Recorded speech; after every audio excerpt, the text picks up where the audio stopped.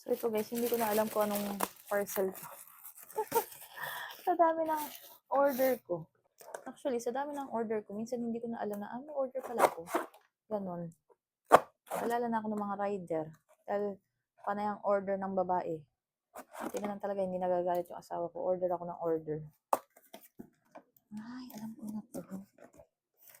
Para to sa mga lababo. Ay. So, itong item na to guys, is bumili ako para sa ating mga lababo. Panlagayan ng mga sponge. Ngayon. Tapos, yung mga pang-is-is natin. So, yan siya guys. And, ang binili ko na is plastic. Kasi, kapag metal siya, syempre mga ngalawang. So, yan. At kung sakali man po medyo maliit lang yung lagayan nyo ng dishwashing, pwede nyo rin ilagay dito. Diba?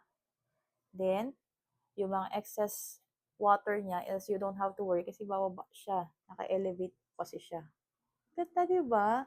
Mura lang to. Ang galing. Dito na pala to. Nabili ko to out of nowhere kasi nakita ko nga, very useful, especially sa kusina. Kasi yung mga sponge ko, nakalagay siya mismo sa lagayan ko ng dishwashing, which is minsan nakababad siya. So, yung pang-scrub ko din, nakalagay doon. So, ayan, meron na siyang instant lagayan lang talaga niya. Kung gusto niyo rin ng ganitong item for your kitchen, guys, you can visit my basket.